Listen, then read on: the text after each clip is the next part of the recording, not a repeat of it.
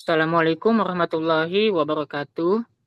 Eh, Perkenalkan nama saya Aska dengan NIM P2A524022. Baiklah, di sini saya akan menjelaskan eh, materi pertemuan kedua yang berjudul Konsep Dasar Pendidikan Multikultural. Selanjutnya,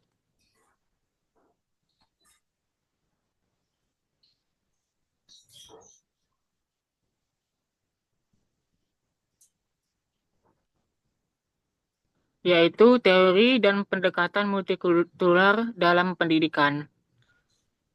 Di dalam teori ini, eh, pendekatan multikultural itu bertujuan menciptakan kesempatan belajar yang setara bagi semua pendidik tanpa memandang latar belakang budaya, agama maupun sosial. Menurut James A. Banks 2021, pendidikan itu harus mentransformasi kurikulum agar mencerminkan perspektif berbagai kelompok budaya.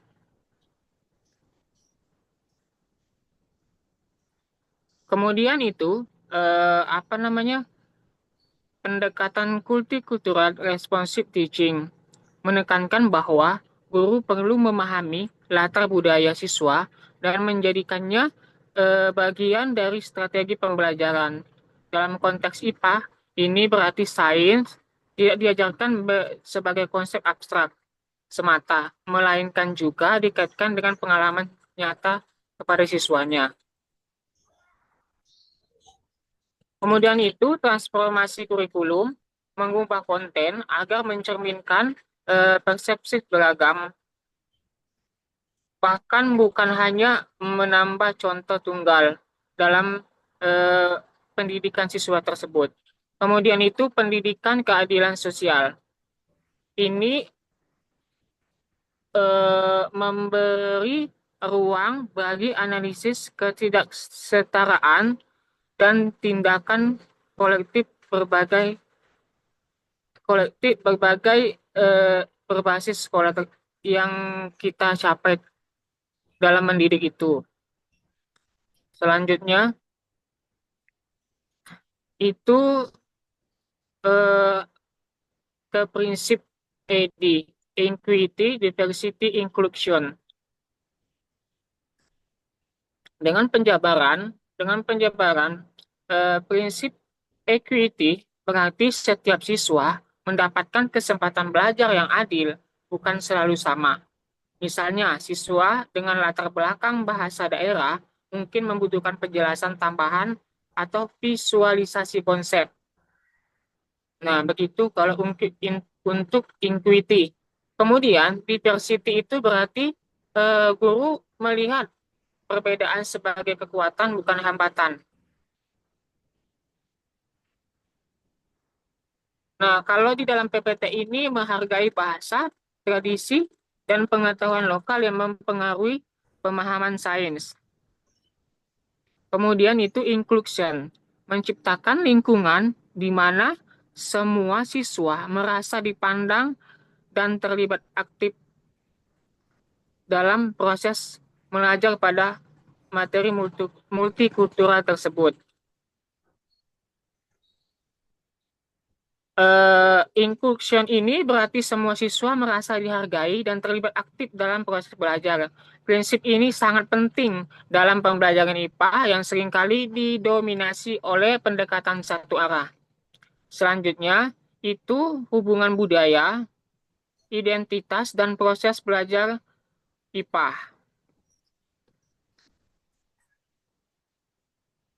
Budaya itu mempengaruhi cara siswa memahami konsep IPA. Misalnya, misalnya pengamatan, penalaran, dan penjelasan fenomena.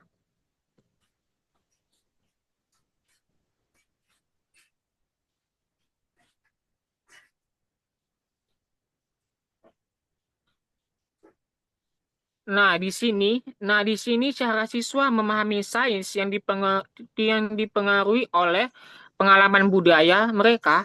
Misalnya siswa yang hidup di daerah pertanian lebih mudah memahami konsep ekosistem atau siklus nitrogen karena berkaitan dengan praktik sehari-hari. Kemudian identitas. Siswa bahasa asal pengalaman, yaitu meningkatkan motivasi bila materi relevan. Kemudian etnoskensi atau proses belajar IPA, yaitu mengintegrasikan pengetahuan lokal atau praktik tradisional untuk menghubungkan teori dan praktik. Selanjutnya, itu contoh konkret penerapan dalam pembelajaran IPA. Contoh ini materi fermentasi bioteknologi, pendekatan multikultural. Pertama itu mengaitkan fermentasi dengan makanan tradisional daerah seperti tempe, tape, dadi, dan lain-lain. Kemudian itu diskusikan tentang praktik lokal dalam proses ilmiah. Penjelasannya ini, guru menjelaskan konsep fermentasi dengan menghubungkan pada makanan tradisional yang dikenal siswa. Siswa dari latar budaya berbeda dapat berbagi pengalaman tentang makanan khas daerahnya. Ini meningkatkan relevansi dan keterlibatan siswa tersebut. Kemudian itu contoh kedua, materi ekosistem. Selanjutnya,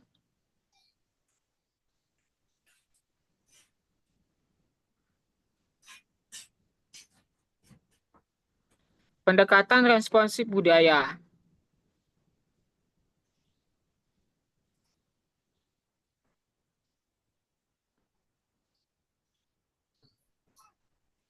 Studi lokal gunakan ekosistem setempat, sawah, sungai, hutan sebagai studi kasus. Kemudian di kegiatan inventarisasi spesies, pemetaan dampak manusia, dan refleksi nilai lokal terhadap pengelolaan sumber daya. Kemudian hasil yang diharapkan itu eh, mendapatkan keterampilan ilmiah plus pemahaman konteks sosial budaya.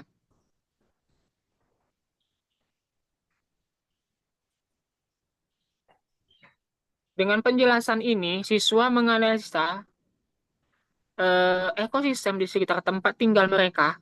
Dengan demikian, pembelajaran tidak hanya teoritis tetapi kontekstual dan bermakna. Selanjutnya, contoh ketiga,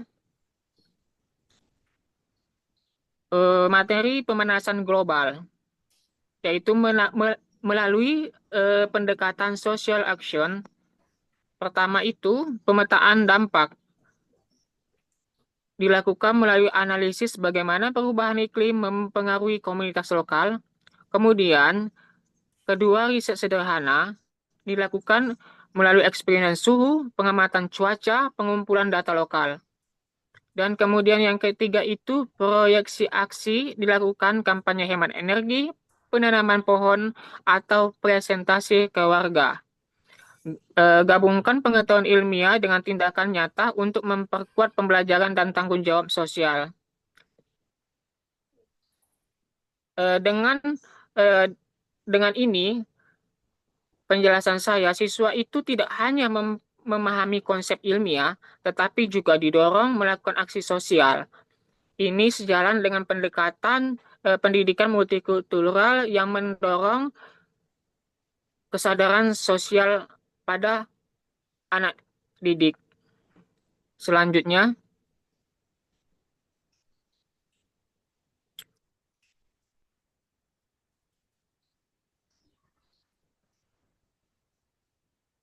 strategi pengajaran dan penilaian responsif budaya. Metode partisipasi itu diskusi, proyek kolaboratif, pembelajaran berbasis masalah yang mengangkat pengalaman siswa. Kemudian itu penilaian autentik, rubrik yang menghargai berbagai cara menunjukkan pemahaman presentasi laporan produk budaya. Kemudian revisi bahan ajar, masukkan sumber lokal, bahasa setempat, dan persepsi minoritas dalam materi. Selanjutnya,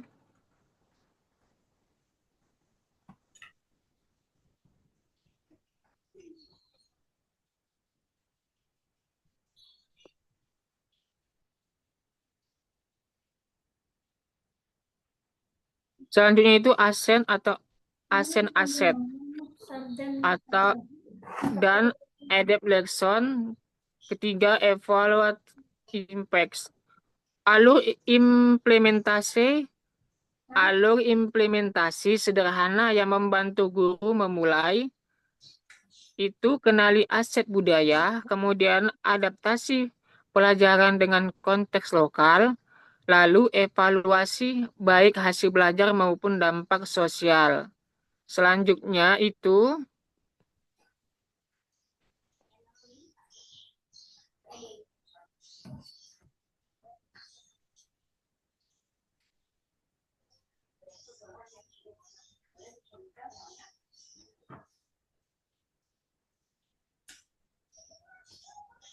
referensinya atau buku yang saya ambil itu Branch Jasmine A tahun 2021 yang berjudul Multicultural Education, Characteristic and Goals.